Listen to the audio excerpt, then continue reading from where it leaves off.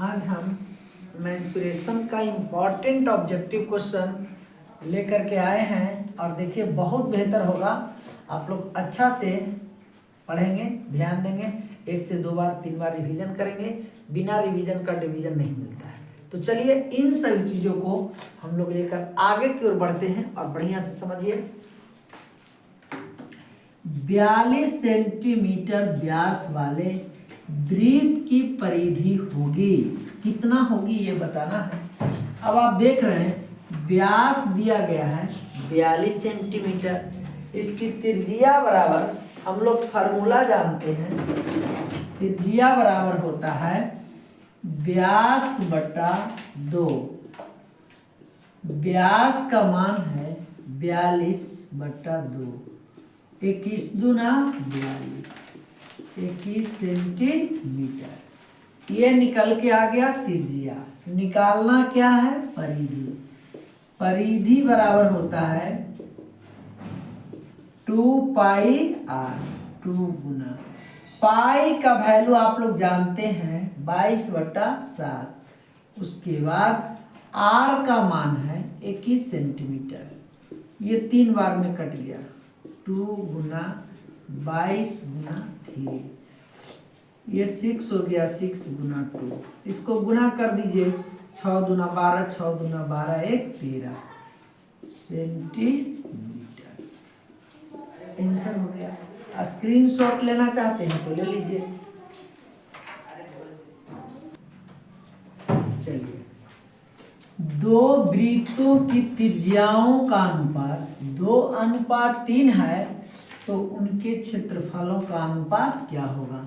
पहला एक चीज, या तो इसको आप फार्मूला के बेस में ले जाके बनाइए, और नहीं तो सिर्फ इसका स्क्वायर कर दीजिए, आंसर हो जाएगा। सिर्फ और सिर्फ स्क्वायर कीजिए। 2 का स्क्वायर 4, 3 का स्क्वायर 9, यानी 4:9 आंसर हो गया। बस यहीं पर, ये शॉर्टकट बातें हो गई, लेकिन बना के देख लीजिए। पहला वृत्त का क्षेत्रफल,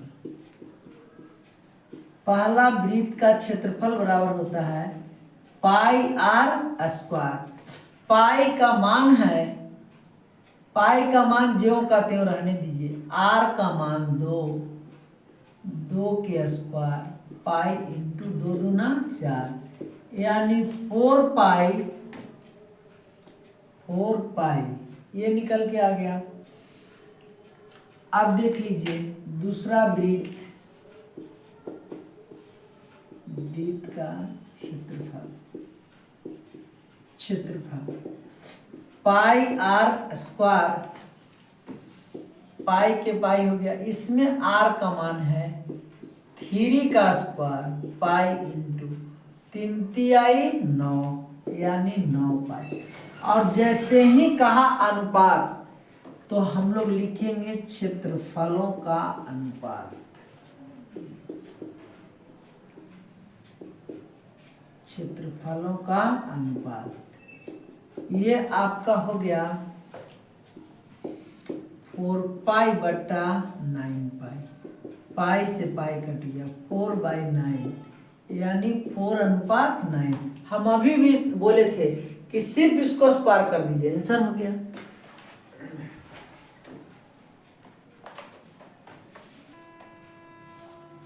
देखिए इस क्वेश्चन में आपका दिया गया है परिधि का मान दिया गया है।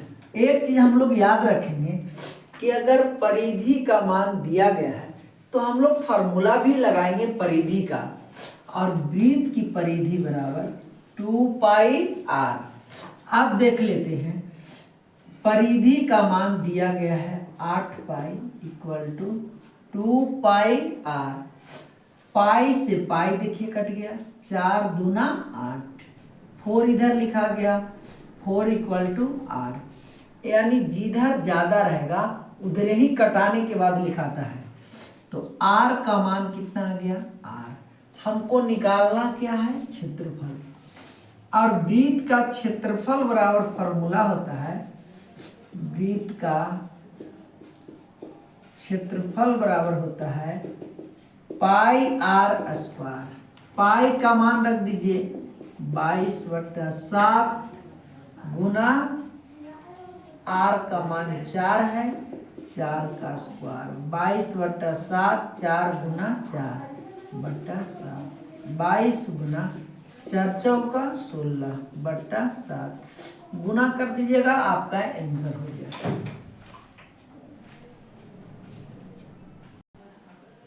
देखिए अगला क्वेश्चन, इस तरह का क्वेश्चन बहुत ज्यादा पूछता है। आर त्रिज्या वाले गोले का आयतन, गोले का आयतन बराबर हम लोग फॉर्मूला पढ़े हैं कि 4/3 पाई आर क्यू। लेकिन यहाँ देखिए आर के जगह पर बड़ी आर है, कैपिटल आर है, तो यहाँ फॉर्मूला में सिर्फ हो जाएगा कि 4/3 पाई आर क्यू, चूंकि आयतन जो होता है वो क्यू में ही होता है। अगला, अर्धगोले का संपूर्ण पृष्ठ का क्षेत्रफल। अर्धगोले का संपूर्ण पृष्ठ का क्षेत्रफल आप फॉर्मूला याद कर लीजिए, 3 पाई आर स्क्वायर, ये फॉर्मूला है। इसके पहले वाले वीडियो में हम सारा फॉर्मूला डाल चुके हैं।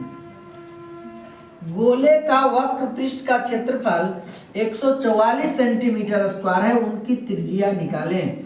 तो देखिए हम लोग जिसका मान दिया हुआ रहे उसी का हम लोग फॉर्मूला लगाएंगे। तो गोले का वक्र पृष्ठ का क्षेत्रफल equal to 4 pi r square और पृष्ठ क्षेत्रफल का मान दिया गया है 144 pi equal to 4 pi r square. अब देखिए जब बराबर में रहे और जो कटने के लायक रहे उसको आप कटवा दीजिए। पाई से पाई आपका ये कट गया, यहाँ बच गया 144 इक्वल टू 4 आर स्क्वायर। इसको भी आप कटाना चाहेंगे तो 36 बार में कट जाएगा, 36 इक्वल टू आर स्क्वायर। जब स्क्वायर को हम एक तरफ से हटाते हैं तो दूसरे तरफ आपका रूट हो जाता है √36 और इसका मान कितना हो जाएगा 6, यानी r का मान कितना हो गया 6। यानी आप कह सकते हैं अर्थात गोले की त्रिज्या, गोले का हम क्या निकाले हैं त्रिज्या, कितना आया गोले का त्रिज्या 6 सेंटीमीटर। आप यहाँ सबसे पहले अच्छी से देख लेंगे कि ये सेंटीमीटर में है या मीटर में। तो सेंटीमीटर में रहेगा तो आंसर भी सेंटीमीटर में, मीटर में रहेगा तो आंसर भी मीटर में हो जाएगा। अब देख लीजिए, यदि किसी गोले की त्रिज्या 3 गुनी कर दिया, देखिए सवाल को एकदम अपने जीवन से गुजार दीजिए।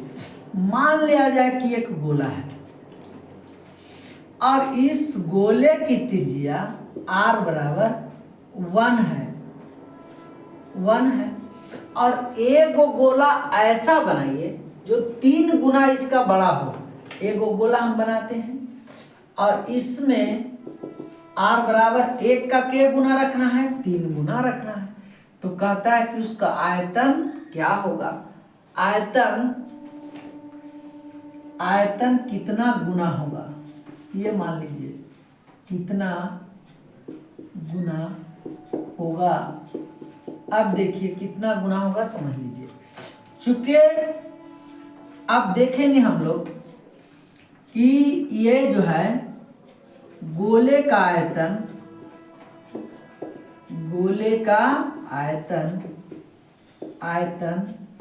बराबर 4/3 पाई आर क्यूब, 4/3 पाई के पाई, आर का मान कितना है 1, तो यहाँ हम भरेंगे 1 का क्यूब। अब देख लीजिए 4/3 पाई गुना 1 का क्यूब इक्वल टू 1, गुना भी करेंगे तब 4/3 पाई हो जाएगा। ये 1 सेंटीमीटर का था, इसको 3 गुना करना है तो 3 गुना करेंगे तो आयतन में कितना वृद्धि हो जाएगा, कितना गुना हो जाएगा, यही निकालना है। इसको निकाल दीजिए। आप इसको ऐसा मान सकते हैं कि आर बड़की कैपिटल आर मान लीजिए, गोले का आयतन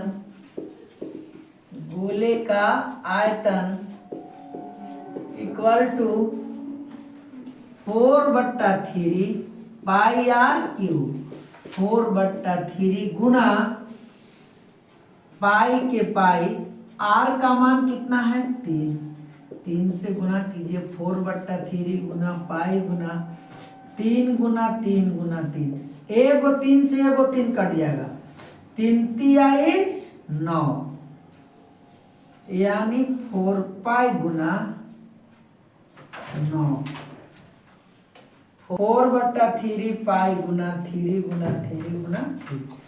अब ये दोनों को हम बराबर करेंगे कि भाई कितना गुना में ये बढ़ा। तो देखिए अकॉर्डिंग टू दियर क्वेश्चन, ये छोटका के बेचारा 4/3 पाई आया है, लेकिन ये कितना आ गया ये देख लीजिए, कितना गुना बढ़ा, गुना 3 गुना 3 गुना 3, ये से ये से ये, इधर 1 बचा, इधर 3 तिहाई 9 तिया 27 हो गया, यानी आयतन में कितना गुना वृद्धि हुआ 27 गुना। तो लिखेंगे कि 27 गुनी है। आपको पूछेगा कितनी गुनी है, तो आप बताएंगे 27 गुनी है। देख लीजिए क्वेश्चन को रिवाइज कर देते हैं। एक गोला है और इसकी त्रिज्या कितना है 1 है, और एक गोला है इसकी त्रिज्या r बराबर, इसका कितना गुना करना है 2 गुना, तो r इक्वल टू कितना हो गया 2। तब आप लिख सकते हैं, इसका डायरेक्ट बना दीजिए, 4 पाई r क्यूब बराबर 4 पाई बढ़ की r, इसको मान लीजिए। अब देखिए 4 पाई, यहाँ कितना है 1 का क्यूब, 4 पाई, यहाँ r का मान कितना है 2, 2 का क्यूब, 4 पाई से 4, 1 का 1, आइए कितना हो जाएगा 2 गुना 2 गुना 2, 1 बराबर 8, कितना गुना हो गया, तो आपका आंसर हो जाएगा कि 8 गुना है।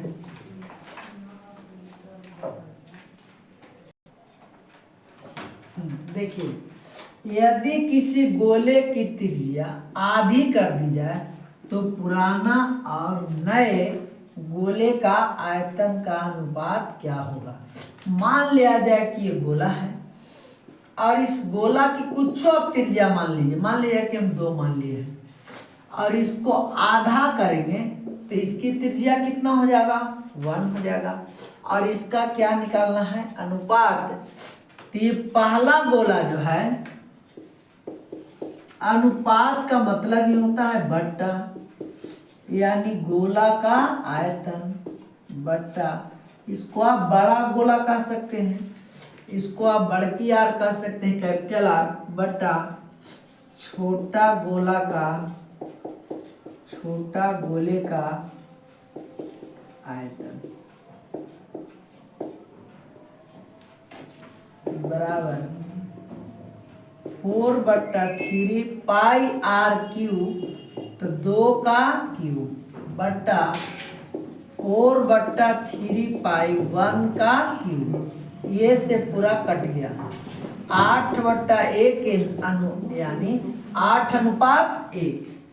7 सेंटीमीटर त्रिज्या वाले बेलन का आयतन ज्ञात करें जिसकी ऊंचाई 10 सेंटीमीटर है। सबसे पहले एक बेलन बनाते हैं, ये आपका बेलन बन गया।